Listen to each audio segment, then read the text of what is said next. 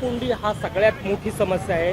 निवडणुकीच्या आधी सगळ्या सत्ताधाऱ्यांनी विरोधकांनी सगळ्यांनी सांगितले की आम्ही लक्ष देऊ, मात्र वाहतूक कोंडी काही केल्या कमी होत नाही। याला जबाबदार कोण आहे? याला जबाबदार पुणे शहरामध्ये आणि पुण्याच्या उपनगरीय भागामध्ये ज्या पद्धतीने बेछूट प्रमाणात अनधिकृत बांधकामं चाललेली आहेत, हे सर्वस्वी याला जबाबदार आहे।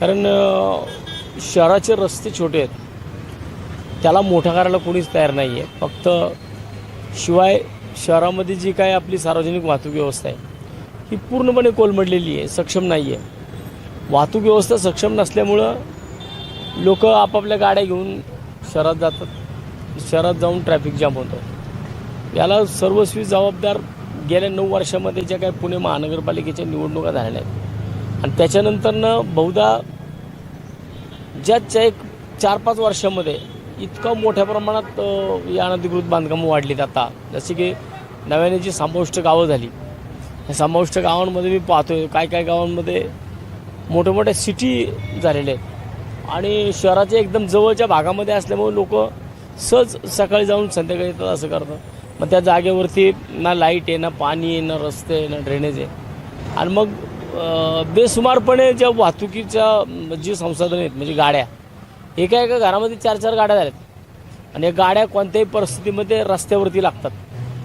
आता जर आपण पाहिलं ना तर शहरातल्या बऱ्यापैकी रस्ते जाम जे आहेत ना, की ही स्थायी स्वरूपातल्या ज्या गाड्या आहेत याच्यावरती पहिली कारवाई झाली पाहिजे, की ज्या गाड्या गेल्या वर्षानुवर्षे बंद पडलेल्या आहेत। आता तुम्ही आता यात होळकर उद्यानाच्या मागच्या बाजूला जाऊन पाहिलं ना तर तिथं इतक्या गाड्या पडलेल्या आहेत मेन रोडला आणि जो एवढा मोठा केलेला रस्ता आहे 40 फुटाचा रस्ता, ते 40 फुटाचा रस्ता हा निम्मा अर्धा 10-15 फूट तर निव्वळ गाड्यांमुळे व्यापला आहे। आणि ही फक्त एकट्या उपनगरांची अवस्था नाही, ही सगळ्या शहराची अवस्था हीच आहे। त्यामुळं पहिल्यांदा काय करायला पाहिजे तर ह्या ज्या काय बंद पडलेल्या गाड्या आहेत शहराच्या वेगवेगळ्या रस्त्यांवरती, यांच्यावरती पहिल्या कारवाया झाल्या पाहिजेत, ह्या गाड्या पहिल्या उचलल्या गेल्या पाहिजेत आणि त्याच्यानंतरनं मग बेशिस्त वाहतूक, सिग्नलला कोणी उभं राहत नाही आहे, सिग्नल कोणी पाळायला तयार नाही आहे।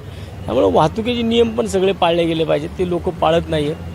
दंडात्मक कारवाया करून होणार नाही। पोलिस चौकामध्ये बघितलं तुम्ही तर कात्रच्या चौकामध्ये आता तुम्ही जाऊन पाहिलं ना तर पोलिस कुठं आतमध्ये तिकडं ऑफिसमध्ये बसलेले असतील। मी आता मागच्याच आठवड्यामध्ये ज्यावेळेस नवले ब्रिजचा एक लाईव्ह केला होता, नवले ब्रिजचा लाईव्ह केला, दुसऱ्या दिवशीपासून तिथं ट्रॅफिक सुरळीत व्हायला लागलं, का तर पोलीस थांबायला लागले रस्त्यावरती। मग मला वाटतं की वाहतूक पोलीस जे आहेत ना ते पावत्या करणं ह्याच्या विषयापेक्षा त्यांनी तेवढं चौकामध्ये जो पीक आवर आहे सकाळचा असेल 11च्या आतचा किंवा संध्याकाळी 5च्या नंतरचा असेल, याच्यामध्ये चौकामध्ये पोलीस दिसले पाहिजेत। मग चौकात पोलीस दिसतात पण ते पोलीस फक्त पावत्या पाडताना दिसतात, वाहतुकीचा कुठलाही नियम सगळे नियम कोणी पाळत नाही। वॉर्डन नेमलेले आहेत, फक्त वॉर्डनच्या जीवावरती शहर चालवून चालणार नाही आहे। चौकामध्ये वॉर्डन नेमतात आणि वॉर्डन नेमल्यानंतर सगळं काही वॉर्डनच्या भरोश्यावर चालतं, मग वॉर्डनला लोक दाद पण देत नाहीत।